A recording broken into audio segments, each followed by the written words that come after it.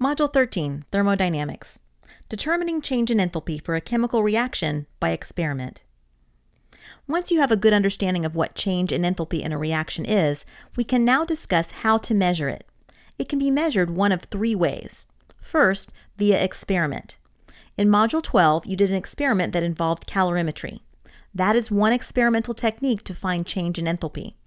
You see, you measure the temperature change in the water that is inside the calorimeter. So if a chemical reaction is run inside the calorimeter, the measured temperature change can be used to calculate the energy absorbed or released. You are going to do just that in the next experiment. Module 13, Thermodynamics. Experiment 13.1.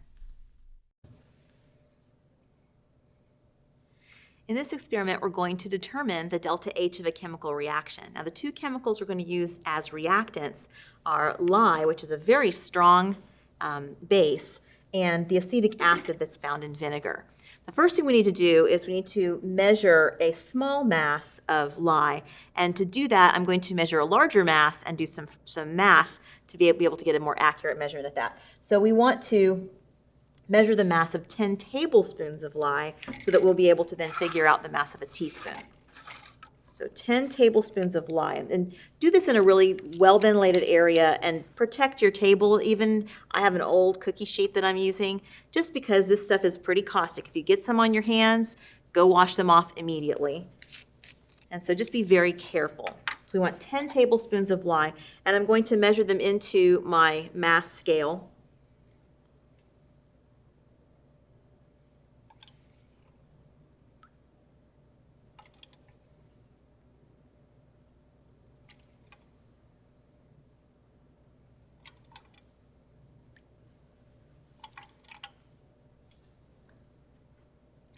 That's 6,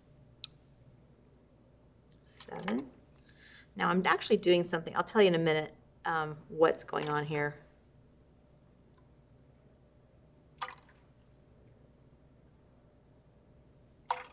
Okay, when I was measuring into my spoon, this is actually not the best experimental method to pour over the container that you're measuring in.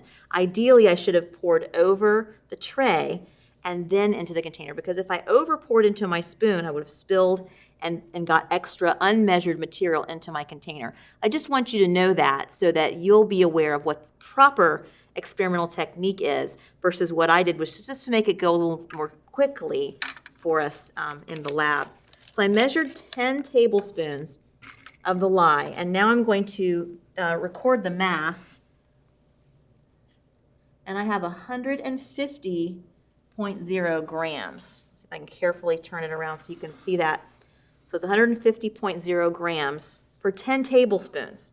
Now I want to know what a teaspoon, the mass of a teaspoon. There's 3 teaspoons in a tablespoon, so I can take this mass and divide it by 30, because there's 30 teaspoons in this container right now, to get the mass of a teaspoon of lye. So I'm taking my 150.0 and dividing it by 30. And of course, I get 5. So 5 grams in a teaspoon. I'm going to write that down so I don't forget it.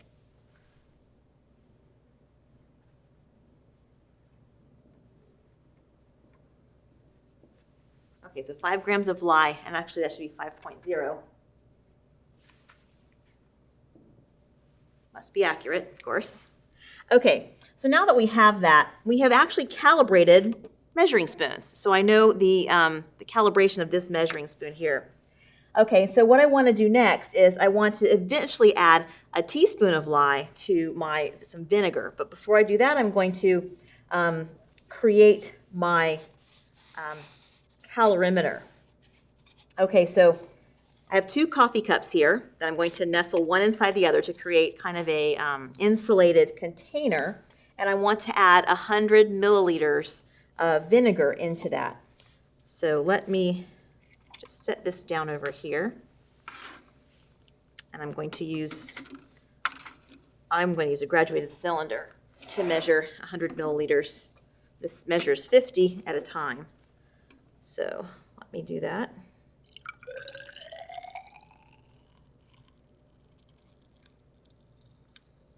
Let's see where am. Right there. There's 50. And one more. Move this over. I need this today.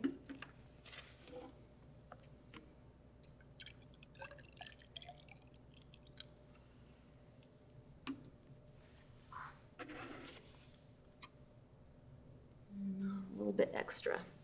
So what I'm going to do is I'm going to pour just under that amount. Never pour back into the container that you poured from. So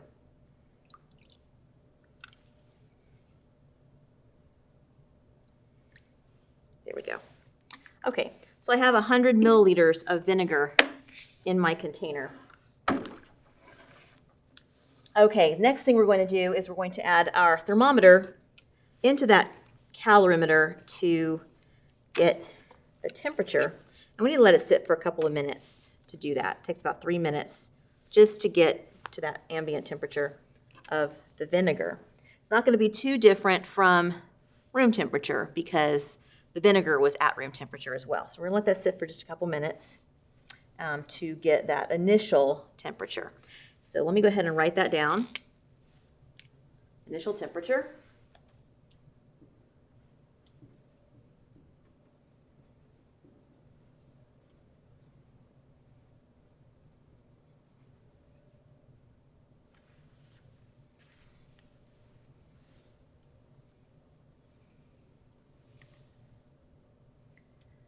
Okay. And I have, remember, I'm using a thermometer that I have calibrated before. This thermometer, which I've marked on here, says I need to subtract 2.0 degrees Celsius from every temperature measurement that I take. So whatever measurement I get here, I'm going to subtract 2.0 degrees. And I have a measurement of 20.0 degrees. So I'm going to subtract that, 2.0, and it'll be 18.0 degrees Celsius. All right, that's my initial temperature, the temperature that I'm starting with. That's what initial temperature means. And so then I'm going to add a half teaspoon of lye to this container and then stir with my thermometer. A reaction's going to happen. It's going to be an exothermic reaction that releases heat. And I'm going to watch the temperature change until I get, every 30 seconds, taking those readings until I get 2 consecutive readings that are the same. And then what we'll do is we'll do some mathematics to determine our delta H. So let me go ahead and add the half teaspoon. I've got a 1/4 teaspoon here. So I'm going to add 2 of these.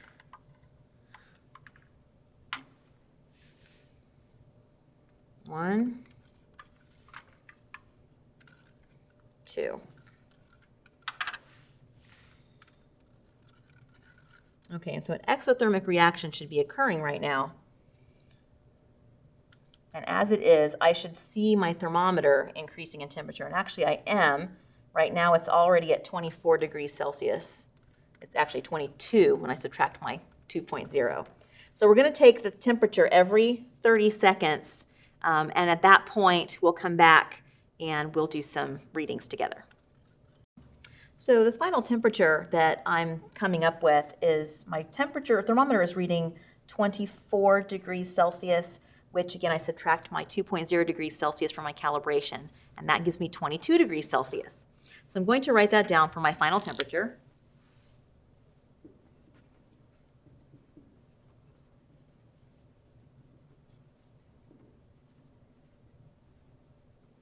Okay, and I have my final temperature. Now, what we just did was a calorimetry experiment.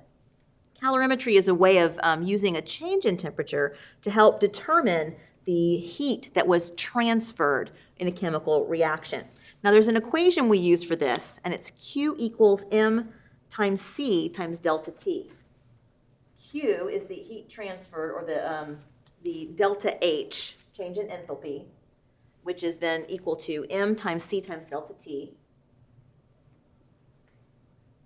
M is the mass of the sample that's being heated, and C is a specific heat, and depending on of the thing that's being heated, the specific heat capacity. Delta T, of course, is a change in temperature, which would be final minus initial, how much it changed.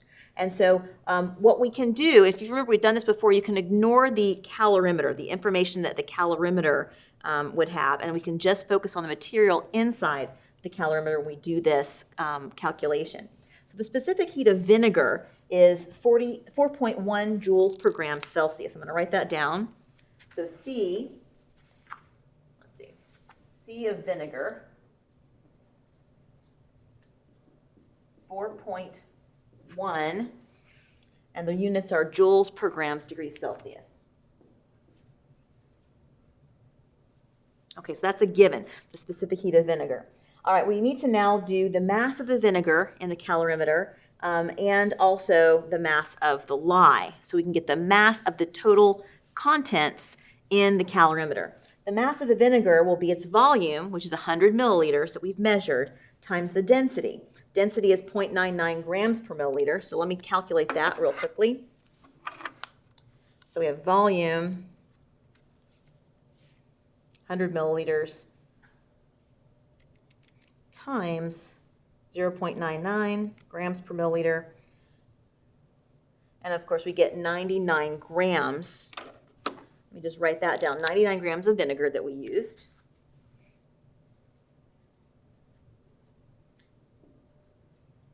Mass of vinegar is 99 grams. And then we measured an amount of lye. The lye, we added a half a teaspoon of lye, right? 1/2 teaspoon. And we already figured out that a teaspoon of lye is 5 grams. We added a half teaspoon, so we added 2.5 grams of lye. And we can add these two together to get the total mass of the contents. So our total mass is 101.5 grams, okay, of our total contents. All right, now we're able to calculate delta T, the change in temperature, which will be the final minus the initial. So if we can take the difference between these two, we know the change in temperature then is 22 minus 18, which would be 4.0 degrees Celsius. That's our delta T. Okay, so we have our delta T, our change in temperature, which is this unit. We have our specific heat of vinegar, which is this unit, and we have our mass of the contents, which is this unit. So we have all three of those, and we can now multiply those together to calculate the delta H, or the change in enthalpy of the reaction. So let me run those numbers real quickly, and we're almost done. So we have Q equals mass, which is 101.5, times C, which is our specific heat, 4.1,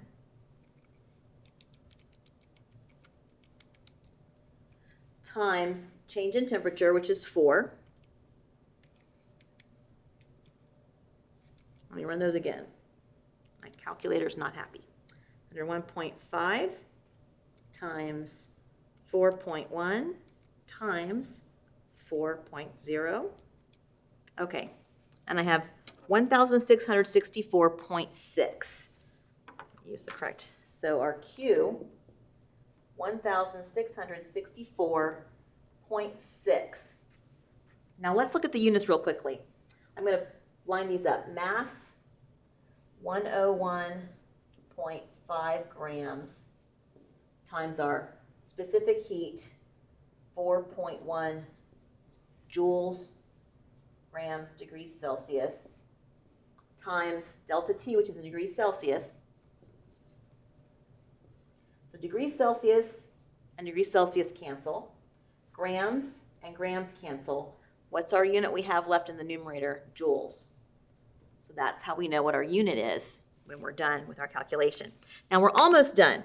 So that is the specific, or the change in enthalpy of the reaction. But we actually want to know the change in enthalpy of the lye, the sodium hydroxide. And so all we need to do is we can take that specific heat and calculate it by the moles of the amount that we added. And so I can find out the molar mass. It's, sodium hydroxide is 40.0 atomic mass units And you could look that up on your periodic table to know that.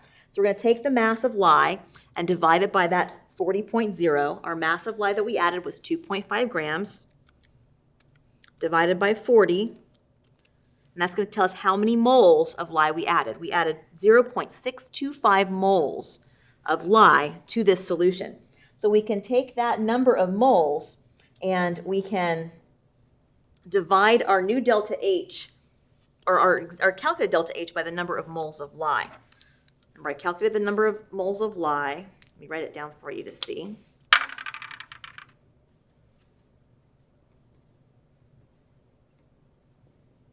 .0625. Okay, so I'm going to take my change in enthalpy and divide it by the number of moles. 1,664.6 divided by 0.0625, and I get a huge number.